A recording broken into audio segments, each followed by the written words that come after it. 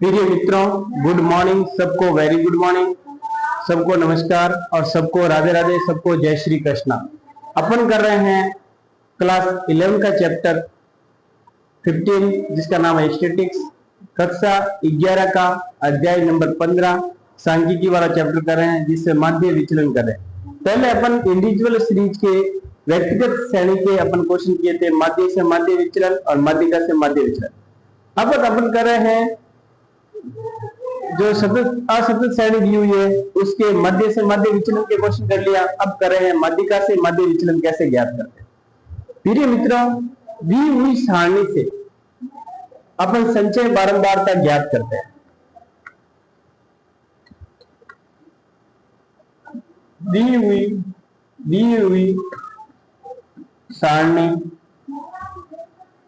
आरोही क्रम में ही है, क्योंकि माध्यिका में जो आंकड़े हैं वो आरोही क्रम में लगाते हैं, तो ये दिए हुए आंकड़े आरोही क्रम में ही है, आरोही क्रम में है, आरोही क्रम में है। ठीक है,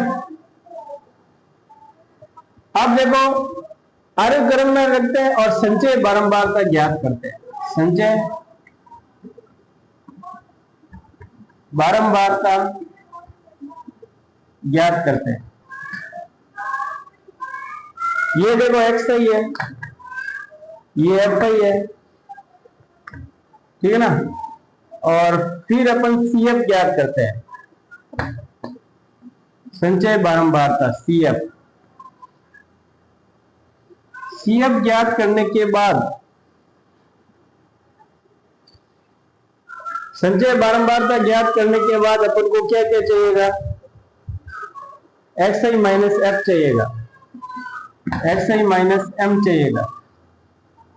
फिर क्या चाहिएगा, एफ आई, और ये एफ के साथ अपन को गुणा चाहिएगा।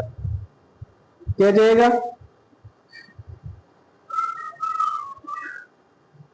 F I summation of X I minus M चाहिएगा। तो देखो प्रिय मित्रों, ये सारणी आपको अच्छी तरह से बनानी आनी चाहिए। 3 पहले लिखा हुआ, फिर 6 लिखा हुआ है, फिर क्या आ रहा है, 9 आ रहा है, फिर क्या आ रहा है, 12 आ रहा है, फिर 12 के बाद क्या आ रहा है, 12 के बाद 13 आ रहा है, 13 के बाद क्या आ रहा है, 13 के बाद 21 आ रहा है, 13 के बाद क्या आ रहा है, 13 के बाद आपके 22 आ रहा है, 21 और 22। ये चीज आपको पता होनी चाहिए, ये सारणी के अंदर अच्छी तरह से पता होनी चाहिए। 22 वाला आपको दिखाई नहीं दे रहा है, तो थोड़ा सा अपन करेक्शन करते हैं। देखो ये आंकड़े आपको आरोही क्रम में ही दिए, देखो ये आंकड़े आरोही क्रम में है, तो आपको ऐसी सीरीज बढ़ते हुए क्रम में आएगी, ध्यान रखना। या बढ़ते हुए क्रम में तो उसको व्यवस्थित करनी है। माध्यिका का मतलब क्या है, अवरोही क्रम में रखना। ठीक है, अब देखिए सीएफ संचय बारंबारता निकालते हैं अपन, संचय बारंबारता निकालते हैं सीएफ। तो सीएफ एफ का अपन जोड़ करते हैं, ये 3 का 3 हो गया, फिर 3 और 4 कितने हुए, 7 हो गए, 7 और 5 12 हुए। ठीक है ना, ये चीज आप ध्यान रखोगे, ठीक है ना, ये चीज आप अच्छी तरह से देखोगे। और फिर 12 और 2 14 हो गए, 14 और 2 18 हो गए, 18 और 5 23 हो गए, 23 और 27 हो गए, और ये 30 आ गए। तो एन अपन को प्राप्त हो गया है 30।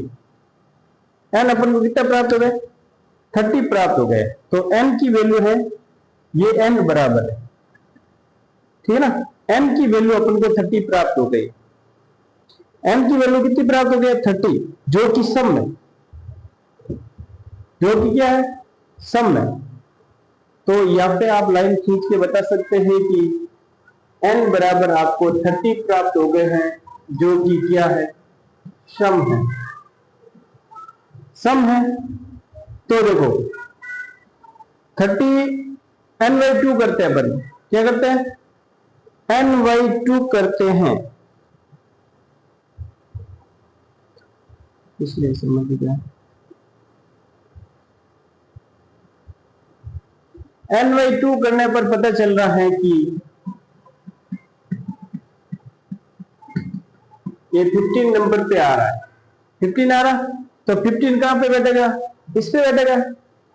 ये 15 यहाँ पे आ रहा है, तो इसमें 15 और 16 है, दो नंबर इसके बीच है, 14 से ज्यादा और यहाँ पर, तो इसमें दो सीरीज होगी आपके, क्योंकि सम होने के कारण 15वां प्लस 16वां पद होगा। 16वां पद करेंगे, 15 और 16 पद का अपन ऐड करेंगे। 15 और 16 पद कितना आ रहा है?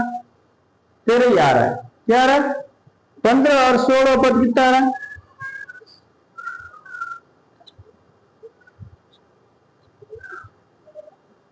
देखो ये करने पर ये 15, ये 14 से ज्यादा लेनी है तो ये सीरीज है, ये आपको सीए बटा रहा है तो इसके सामने 13 है, तो 15 और 16 पद दोनों आपको 13 लेना है। क्या लेना? 13 लेना है। फिर 2 का भाग देना है, 26/13 करना है। क्या करना है? 26/13 करोगे तो जो मध्यिका आएगी, मध्यिका आएगी वो कितनी आएगी? वो 13 आएगी। मध्यिका कितनी आएगी? मध्यिका 13 प्राप्त होगी। मध्यिका कितनी प्राप्त होगी? 13। अब मध्यिका अपन को 13 प्राप्त हो गई है। प्रत्येक x i में से अपन निकालेंगे, क्योंकि मॉड का साइन नहीं है, जबकि इसमें मॉड का साइन है। मॉड का साइन का ध्यान रखना, इसमें मॉड का साइन आता है, ठीक है ना? तो कुछ चीजें आपको ध्यान रखनी है इसमें। अब 13 में से 3 गए तो आपके कितने बचे? 10 बचे। 13 में से 6 गए, 7 बचे। 13 में से 9 गए, 4 बचे। 13 में से 12 गए, 1 बचा। 13 में से 13 गया, 0 बचा। 13 में से 15 गया, 2 बचा। 13 में से 21 गए और 13 में से 21 गए, 8 बचे। 13 में से 22 गए, 13 में से 22 गए और इसमें बचे आपके 7 और 2, 9 बचे। क्या बचे? 9, जो कि आपको ये चेक करके लिखनी है कि 10 आगे, 7 आगे, 4 आगे, 3 आगे, 1 आगे, 0 आगे, 2 आगे, 8 आगे, 9 आगे। फिर f को इसके साथ गुणा करेंगे। ये अपने पास f है, f का इससे गुणा करना है। 30 आ गए, फिर 28 आ गए, 30 आ गए, 28 आ गए, फिर ये 20 आ गए, फिर ये 2 आ गए, 2 कम 2, फिर ये 0 आ गए, फिर ये 23 पंजे 110 आ गए। f का गुणा करना है। 23 पंजे नहीं, ये अपन को इसका गुणा करना है। 510 आ गए, इसके साथ इसको गुणा किया, इसको इससे गुणा किया, इसको इससे किया और फिर इसको इससे किया, फिर 8 चौक 32 आ गए, फिर करेंगे अब 9 या 27 आ गए, फिर इसका सम करना है। फिर क्या करना है? सम करना है। प्रिय मित्रों, सम करेंगे तो हमें प्राप्त होता है, कितने प्राप्त हो रहे हैं? सम करने पर हमें प्राप्त होता है प्रिय मित्रों, इसको अपन एफ आई भी बोल सकते हैं, summation of F I. F I अपन को 30 प्राप्त हो रहा है, इसका सम करने पर आपके प्राप्त हो रहा है summation of F I is mod X I bar minus M का सम करते हैं। देखो 30 और 20 50, 50 और 30 80, 80 और 10 90, 90 और 90 और कितने हो गए? 60, 90 और ये 50, 149 प्राप्त हो रहा है। कितने प्राप्त हो रहा है? 149 प्राप्त हो रहा है। 149 प्राप्त हो रहा है। तो प्रिय मित्रों 100 अपन को 49 प्राप्त हो रहा है। कितना प्राप्त हो रहा है? 149 प्राप्त हो रहा है। तो ये भी चीज आप ध्यान रखें, क्योंकि हमें 149 प्राप्त हो रहा है। ये समेशन ऑफ एक्स आई का मान 149 प्राप्त हो रहा है। ये n लिखने की जरूरत है, आगे करेंगे। ये समेशन ऑफ एफ आई और इसका 149 मान प्राप्त हो रहा है। अब अपन लिखेंगे माध्य से माध्य विचलन, माध्यिका से माध्य विचलन। तो इसका फॉर्मूला होता है 1/n summation of F I mod is x minus m upon, तो ये हो गया अपॉन n हो गया ना। तो 149 बट्टा 149 बटा अपन लिखेंगे, क्या लिखेंगे, n का मान कितना है, 30 प्राप्त हो गया। n का मान क्या प्राप्त हो गया, 30। n का मान अपन को 30 प्राप्त हो गया, ठीक है ना। तो एक बार ये आपको लाइन नीचे लिखने की जरूरत नहीं है, चाहे n यहाँ पे लिखो चाहे ये पे लिखो, ठीक है। तो एक बार मैं फॉर्मूला वापस लिख देता हूं, एम डी माध्य विचलन माध्यिका के सापेक्ष, तो 1/n करना है, summation of F I X I minus M करना है। तो ये फॉर्मूला माध्यिका के सापेक्ष माध्य विचलन ज्ञात करना है। इसका अपन 3 से डिवाइड देते हैं तो हमें प्राप्त होता है 4 टाइम, फिर 9 टाइम, फिर 6 टाइम। तो हमें 4.96 प्राप्त हो रहा है।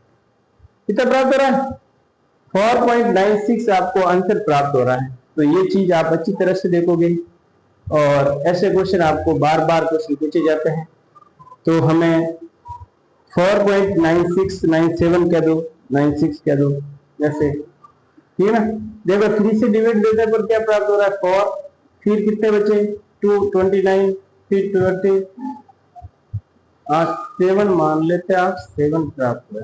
3 से देना ना 21, देखो वैसे तो 60 प्राप्त हो रहा है, 3 का दिया 4 टाइम गया, फिर 29 हुआ, फिर 9 टाइम गया, फिर कितने बचे 220 हो गए, फिर 4 का 3 का 6 टाइम जाएगा, ठीक है, 6 7 कह सकते हैं।